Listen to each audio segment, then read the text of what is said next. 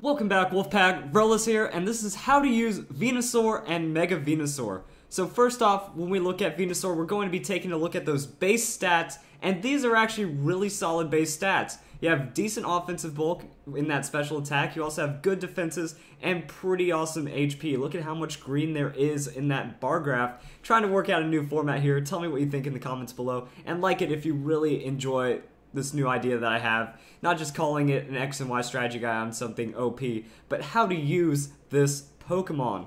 So if we look at that spread, it looks pretty good. I'll tell you what to do with the EVs on that later. And if we look at Mega Venusaur, those stats just get better and climb higher. Still have the same amount of hit points, but its attack goes up, its defense goes up, its special attack and its special defense goes up. So now we have an even bulkier, harder hitting Pokemon that can play into your favor.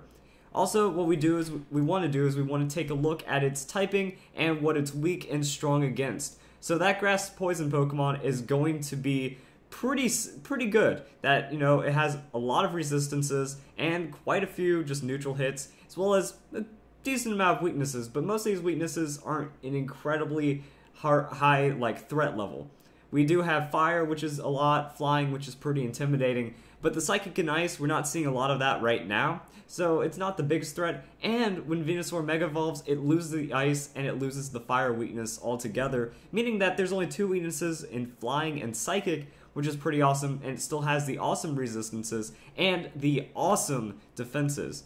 So what we want to do after that is go and check out how to build this guy. So we have a good double battles set right here. Works in VGC. My thought is you put it next to a Pokemon with Sunny Day, preferably Charizard Y, and you just go to town on your opponent with this Chlorophyll ability. If Sunny Day is active, the Pokemon's speed is doubled, and you can run this many different ways. You could either go for full out speed, or you could try to become a bit more tanky of a Pokemon. And if you want to get really fancy, you can try to just specialize in what you're weak against. Since your regular Venusaur, that Psychic, Ice, and Fire is going to be more of a special attacking threat against you, and you can kind of try to play to be stronger against it in that way. So that's how you can look at these stats here, but you can go with the speed or the defensive, try to take a hit or two, and see how that goes. On top of that, Life Orb plus Solar Beam equals 1 dead Wash Rotom, and you're going to be incredibly fast from it. That you have the option to pretty much go double protect first turn, evolve that Charizard into Mega Charizard Y, get that Sunny Day boost, have huge hits from Charizard, who will be faster because it Mega Evolved, and your Chlorophyll ability making you just a speedy boss. And with this tankier set, you do have a good chance to Giga Drain and get some health back, and just become a strong defense, or a strong sustain and drain tank, as I like calling these. This can also work in singles. I have seen people run Venusaur because it is that strong with its Chlorophyll ability.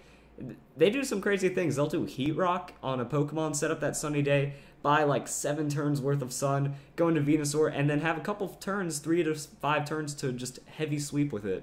And it can do very well. When we're talking about Mega Venusaur, I feel that its tanky stats just get so good that with this spread, you're getting a lot of very balanced defensive and hit point bulk, and you can just really abuse your opponent. You set up that Leech Seed, you start getting a lot of health back, you have thick fat, so your weaknesses become essentially balanced out, that you don't have to worry about defense more than special defense or vice versa. And now you have Giga Drain, which is boosted from your Mega Evolution, so even without any boost, 142 is still good special attack. And you also have access to Growth or Grassy Terrain. I like Grassy Terrain because it boosts grass moves and restores health, so now you're getting 3/16, and you have a 50% boost to your grass moves. And I feel that this is probably the best set for giving you the most defenses. Go with that Bold Nature, and then try to split it up something like this, and you will have a very efficient Pokemon that is tanking quite well. After that, I have a really interesting Venusaur set kind of idea, is that Curse Amnesia.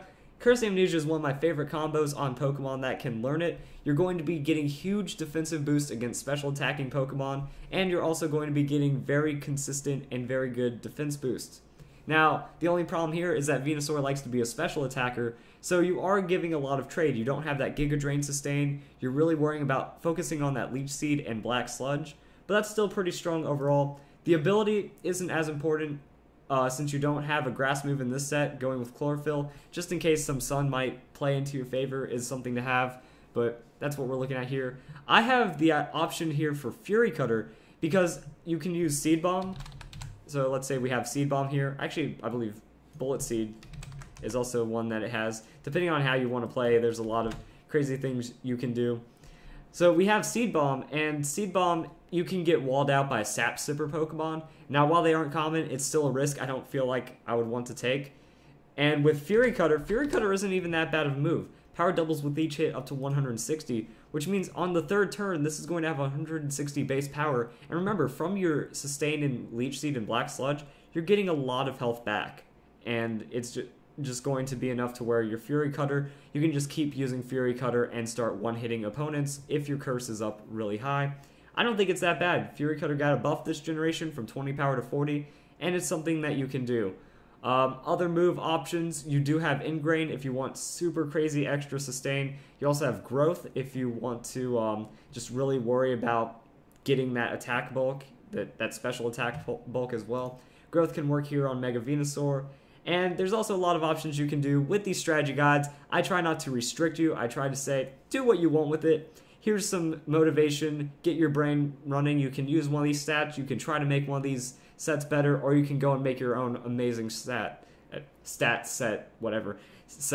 Hope you guys enjoy this video. Hope you guys enjoy the format, and I hope you all, as always, have a nice day. Thank you for watching.